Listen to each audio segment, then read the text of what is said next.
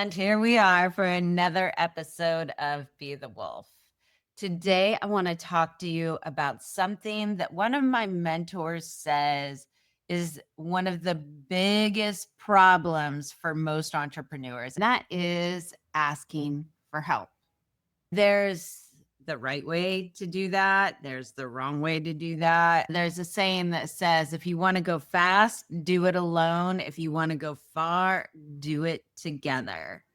And it's really important as an entrepreneur to unhook the deeper stuff that's preventing you from asking for help and having your ask be effective.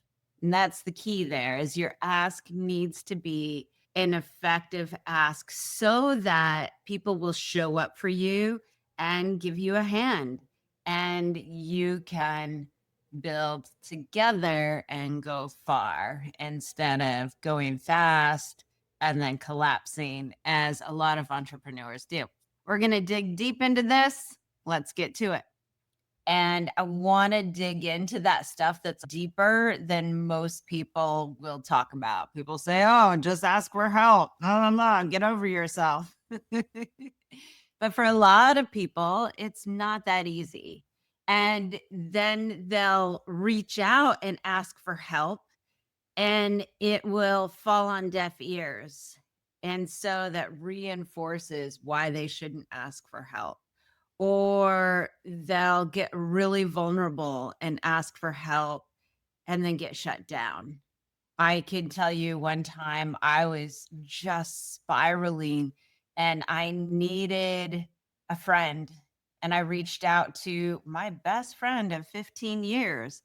And I was just like, can you please make some time for me? I really need to just sit in the room with somebody that gives a shit about me. And they flaked on me and I got upset and I lost that friendship. And so there I was in this vulnerable point of asking for help. And I ended up losing my best friend. I was devastated. And so it reinforced some beliefs about asking for help and why it was not a good thing to do. But you can overcome those things. So, first, I want to talk to you about why people struggle to ask for help. It really comes down to your experiences in the past of asking for and receiving what you needed and what you wanted. When you were small, under the age of 7, is when you developed your basic strategies to get what you need and to get what you want and to stay safe. And most people are still running those same strategies in their day to day life, in their business. And so the answers to overcoming a lot of your business struggles and personal struggles will be in some of the things that happened when you were young. And I'm not going to sit here and say, like, oh, your parents ruined your life and made you terrible and it's all their fault. This is not about blaming it on people. It's you were dealt a situation and you chose different strategies of how to deal with it. So, what you want to do is uncover the truth about why you're struggling to ask for help or why you're asking for help is not effective. Okay. So, one of the big reasons is maybe you were not allowed to get what you want or needed. So, every time you asked for what you wanted, or what you needed, you got shut down. So you developed this belief that you weren't allowed to have what you needed, or you weren't safe. So maybe you got in trouble. Or another big one is when you got what you wanted or what you needed, it was taken away. A lot of times this happens in big families where it's like, oh no, you have to share that. So it's this thing that you really, really love and you're not done feeling satiated, getting your full value out of it. And then you have to share it. So you have to give it away. So this forms a belief that when you get what you need or what you want, you have to give it away or it will be taken away.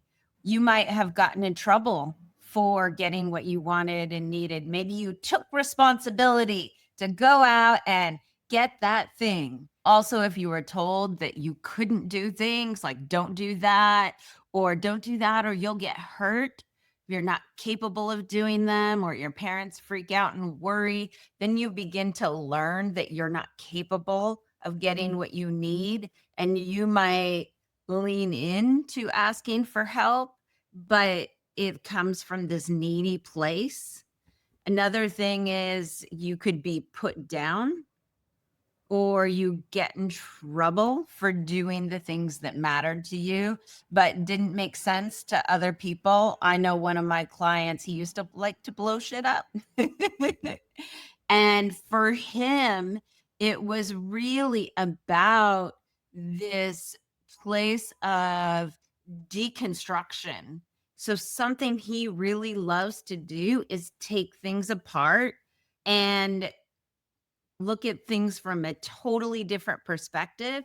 And so one of the ways he exercised that as a kid was to tear things apart. So he would always get in trouble for that. And it was attached to shame. So he would avoid it. So these early experiences, they shape the way you navigate the world. I want to share some examples from my life and maybe you'll see yourself in them because this is, again, it's a lot deeper than a lot of people are going to talk about when talking about asking for help. And if you struggle to ask for help, you might not understand why. And sometimes the why is all you need to unlock it. I hear this a lot. Oh, I'm better at asking for help. I can do it now. And I felt the same way. I was like, I don't have any trouble asking for help. And then I realized I did. I knew something wasn't quite right and I couldn't quite get to that next level, but I didn't know what I needed to ask for help for. So that was an aspect of the asking for help, but I didn't understand what I needed to ask for. And so to be able to say out loud, I need some help, but I don't know what I need to ask for. Like I could not do that. I was like a deer in headlights, frozen. If an opportunity to get some help was right there, here, I'd love to help you. How can I help you? And then I'm just a deer in headlights being like, I don't need any help because it was too scary subconsciously for me to say, I don't know. And that for me is a huge thing. And so it prohibited me from being able to ask for the help I needed. So when I was little, if I asked for what I wanted or needed, I got in trouble or I was told that it wasn't real. So, for an example, when I was little, if I said I was hungry, my mom would tell me it was a figment of my imagination. And that's a pretty extreme example. Most people didn't have that experience. But I learned that what I needed wasn't real. And so that made it really difficult for me to ask for what I needed or what I wanted. If I went out to get what I needed, I got in trouble. Like I became a little thief for a while. I would steal food and I would steal money from my mom's purse to get food. But of course, when I got caught, I got in trouble. Or like on Halloween, I went out really early, filled up a pillowcase, like a king size filled pillowcase, half full. I got to have candy that night, and my mom put candy in my lunch for a day or two. And then after that, all the candy was gone. So I learned that if I went out and got what I needed or what I wanted, that it would be taken away from me. And there were many instances like this in my childhood that reinforced these beliefs. And I'm sure you have some instances that you maybe felt like what you needed and wanted got taken away, or you weren't allowed, or you were told that it was wrong. I also learned that if I did what my mom wanted or needed, that I was safe. And I think we all have had that experience. If you listen to your parents, if you follow the rules, that you will be safe. You won't get in trouble, even if their rules are very illogical and make no sense. And let's face it, a lot of our parents had very illogical rules. So I learned to do whatever it took to keep her happy, which meant putting my needs and wants away, right? I can't speak them out loud because then they'll get denied or I'll get in trouble. I won't be safe. So, making sure she's happy, doing whatever it takes to make sure that she's comfortable. And this translated as I grew up into only when everybody around me is completely satisfied and happy, then I could look at maybe what it was I wanted or what I needed. But that's an impossible task. It's impossible to make every single person around you completely satiated, completely happy. And so I learned that for me to do anything I wanted, I had to do it by myself with nobody around, because otherwise, subconsciously, I would just pivot and make sure they were happy before I took care of anything for myself. So these are the patterns that followed me into adulthood and definitely contributed in so many ways to my first two businesses going. And so that needing to take care of everybody else showed up for me. I was working with a marketing coach and we were trying to define my niche. And I worked with this person for probably 8 months before I discovered this, what I'm about to tell you. It started to change everything because I could finally see the pattern. So, what happened was in the very beginning, we were working together and trying to figure out what my niche was. I wanted to work with entrepreneurs and leaders, change makers, visionaries, trailblazers, but she was asking me to narrow down my niche, like what kind of entrepreneurs, what business are they in? And this made me feel uncomfortable because I didn't know the answer. Remember earlier when I said it's like a deer in headlights because I didn't know what kind of help I needed. It was a similar kind of thing. So I felt uncomfortable. And because I felt uncomfortable, she started feeling uncomfortable.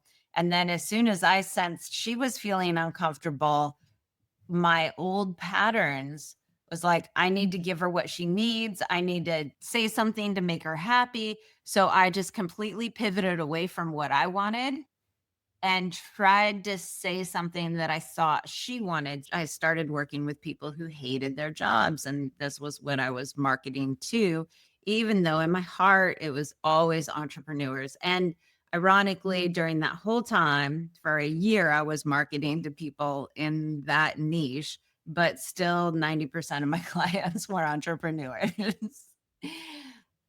When you hear that saying sometimes that what you want is trying to get to you, you just have to stop blocking it from getting to you. That's a prime example. But that was a pattern that need to put somebody else's needs and make them feel comfortable before I could fulfill my needs. So my paradox was success was only safe if I never asked for help. Nobody saw me fail. I could work on the things that I wanted, but only if nobody saw. Because if somebody saw and they didn't like it, I'd have to give up what I wanted for what they wanted.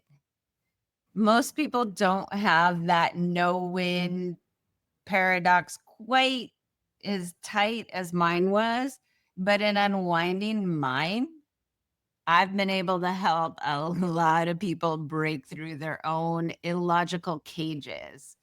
And those paradoxes are what keeps you from succeeding. It keeps you from asking for help. It keeps you from being able to fail with grace and actually be able to pull the learnings so that you can have success later. Now, so my case was I couldn't ask for help. And on the other hand, there are some people who always ask for help. Often this comes from the similar kind of feelings and reasons that I talked about earlier, that maybe you're not good enough, that you feel incapable, not smart enough. So you have a lot of fear around actually trying because maybe you got in trouble when you tried, or perhaps you were told that you did it wrong over and over and over again. So then you just stopped doing it because it feels horrible. You feel less than. And so those feelings are feelings you want to prevent. So you stop trying. So let me tell you a story. There is a doctor who lives in a village and he hears about the next village over. There's a whole bunch of people who are sick. So he packs up his little bag and his tinctures and he goes to the next village. But along the way, he's walking by this cliff and he hears, "Help me, help me, help me." And he looks down and there's this man hanging from a branch. And so he's like, "I have this rope." So he throws down the rope. He's like, "Grab onto the rope, grab onto the rope." But the guy will not grab onto the rope. "No, help me, help me, help me. You have to save me." And so the doctor just is there waiting and waiting. You have to grab onto the rope. And he gets the rope as close to him as possible. He's just got to take one hand off the branch to put it on the rope. And he's halfway there. And then the other hand, but he won't do it. And he is flailing around, screaming, "Help me, help me, help me. You have to save me." So the doctor's there for hours and hours. In the meantime, knowing that the people in this next village over are sick and they need his help. But this man who's asking for help won't actually help himself. So there's this place when we are asking for help, there has to be some momentum from you. When I just talked about the person who always asks for help, a lot of times they don't get the help that they need because they have no momentum. So you can offer the rope, but they won't grab the rope, or they'll just continue waiting for the person to completely do all of it for you.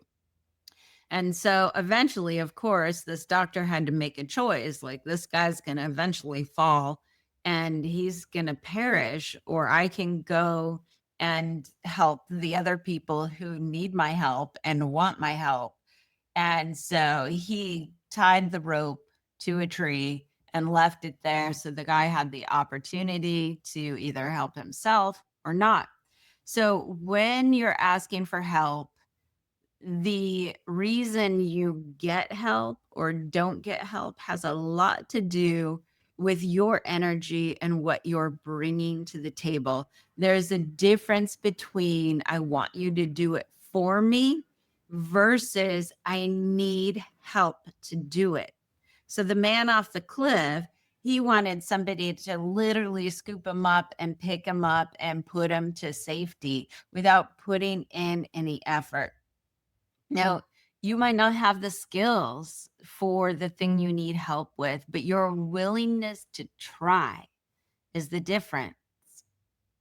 You may be able to do something, but with help, you can get it done better and more efficiently. So these two scenarios are the best scenarios to actually get help.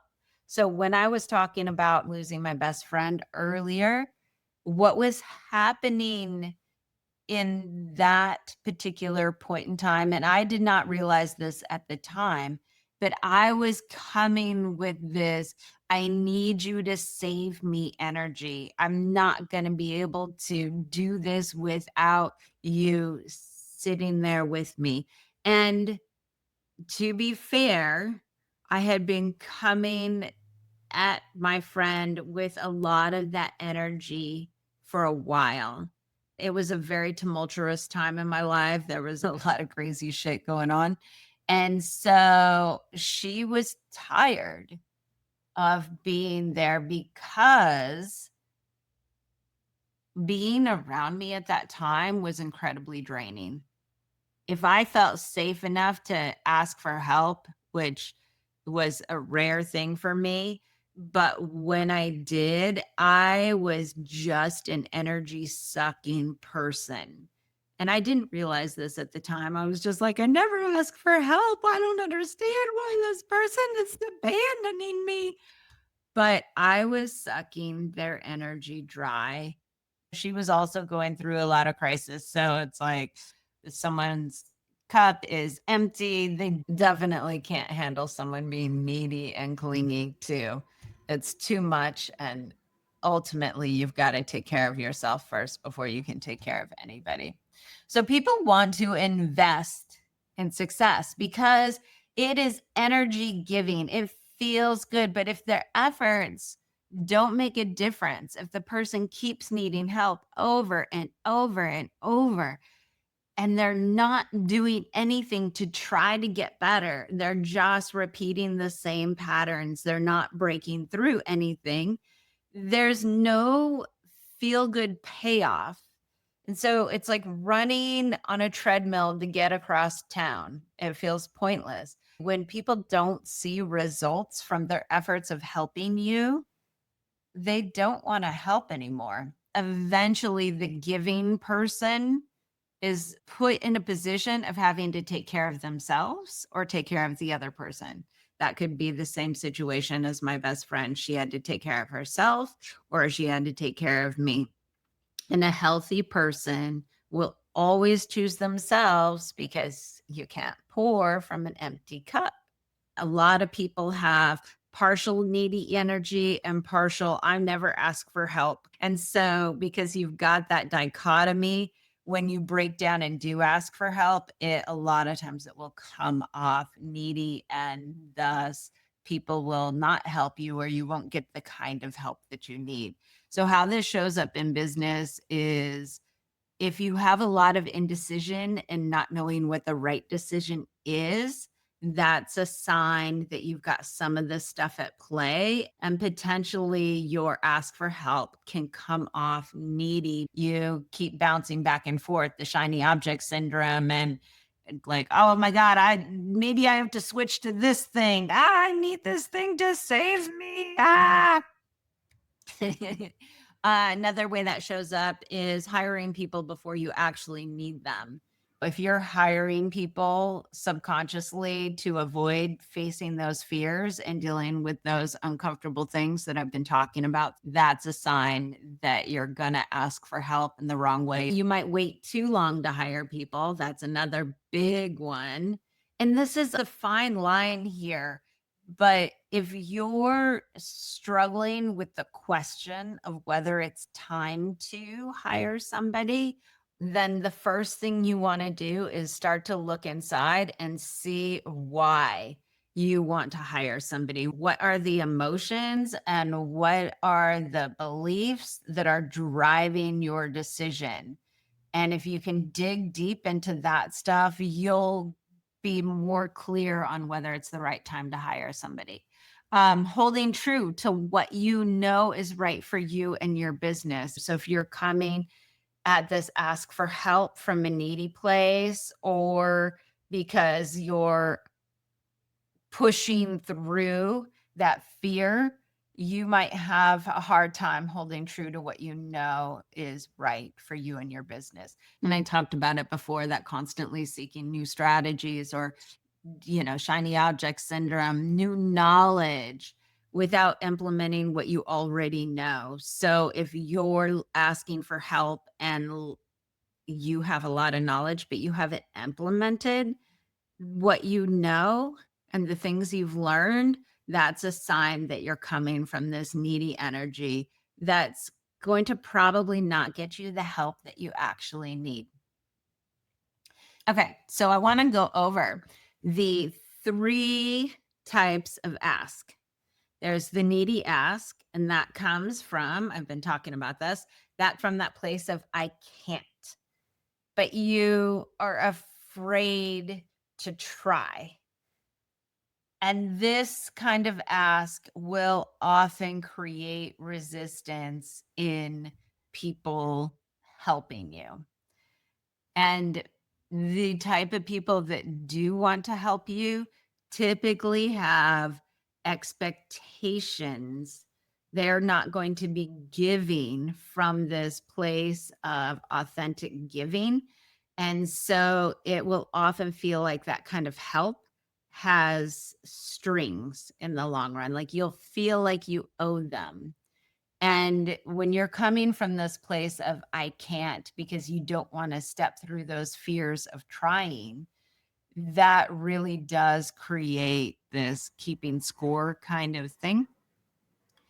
Type two, the second type of asking is the authentic need. And this is when you're just genuinely in over your head and you have to ask for help. And oftentimes people will step up and support you. It's that power of vulnerability that comes from this place of strength and willingness to step through those fears. And it's often not easy, but it usually results in people showing up for you. Where it falls down is if you continuously get in over your head and you keep repeating the same mistakes, then people will stop showing up for you because they're like, well, why did they keep doing this? And again, nobody wants to help that person that keeps repeating the same mistakes over and over because at that point you're just enabling them and you're not actually helping them. And type three is perhaps the most powerful type of ask. It is the empowered ask. And this is where you're taking full responsibility while requesting the support. You're not attached to the outcome. You know you'll figure out another way if needed, even if it means you have to buckle down and do it yourself. But asking for help is the best path that you can see right now. And that comes from this place of you're looking to create more abundance. Like, yes, you can figure this out somehow, and you have faith in yourself. So you're coming from a place of abundance, and the ask is something that will create more abundance. It'll create more time, it will create more money, it will create more support, it will create more reach, whatever it is. So that is coming from that place of abundance. It starts from a place of abundance and it creates more abundance. And that is the most powerful form of the ask. Now, there was a study done of 5-year-olds, and these 5-year-olds all had a very, very high IQ, and they followed the 5-year-olds over time. And throughout the years, most of the 5-year-olds' IQ diminished quite a bit. And part of it is because when we are little, we have such big creative minds about how we can do something. We don't yet have all these limitations that I've been talking about in this episode, all those fears and that resistance. And because of those limitations, the how we can do things gets smaller and smaller because it's bound by all those fears that we don't want to face. So as people grow up, they tend to get more and more barriers to a direct route of how to do things. So the more of these fears that you break through, the easier it is to ask for help, to go directly after what you need without jumping through all these hoops. The truth is simple. how we create and build is simple. So the more you break through, the easier things become, the bigger your success zone gets, and the more fun things get. So take some time and think about when you ask for help and when you don't ask for help, and notice what's the energy behind it. Is it a direct line to what you're trying to create? Or are there hoops that you feel like you have to jump through? The people who are asking with expectation, that needy ask, again, will often end up connecting with somebody who, in the long run, wants something in return. And so it's a tit for tat. So it's not about creating something new. It's about this idea of finite resources. I give to you, then later you give to me, and you don't go anywhere. You zigzag back and forth in the same place. When you can ask without expectation or attachment, you have the strongest possibility of connecting with someone who can give without expectation. I say this often. I say like attracts like. And so when you ask without expectation, when you do the empowered ask, you're more likely to have an energy match with someone who is giving without expectation. So you ask without expectation, matches somebody who's giving without expectation. And this is usually what creates the biggest results when somebody gives without expectation. And then you can use that to build and create more, and that energy creates more. And even for the giver, it always comes back to them in a more powerful way, just maybe not directly through you. So again, as an entrepreneur, you've got to learn to ask for help, but it's really important to ask for help in a way that gives you the kind of help that actually will take you to the next level. So take some time this week and figure out what kind of ask you're doing. Are you doing the needy ask? Are you asking from authentic need? And if you are, is that happening too often? Or are you doing the empowered ask? And notice what it would feel like to do the empowered ask. Notice what fears might come up. That's the kind of stuff you need to break through to be able to ask for help in a way that will get you the help that you need. Now, I've got a free guide out there. If you work through the 3 secrets in this guide that will help you break through some of those fears, you can grab that at bethewolfgift.com. It's the 3 secrets the business gurus never talk about, will help you grow your business and love doing it. And again, you can grab that at bethewolfgift.com. And thank you for listening, everybody. Ask for help, overcome the fears, because it is so worth it. When you can ask for help, you will go far, not just fast, but far. And remember, when you unleash the power of you, humanity evolves. We'll see you next time on Be the Wolf. Bye, everyone.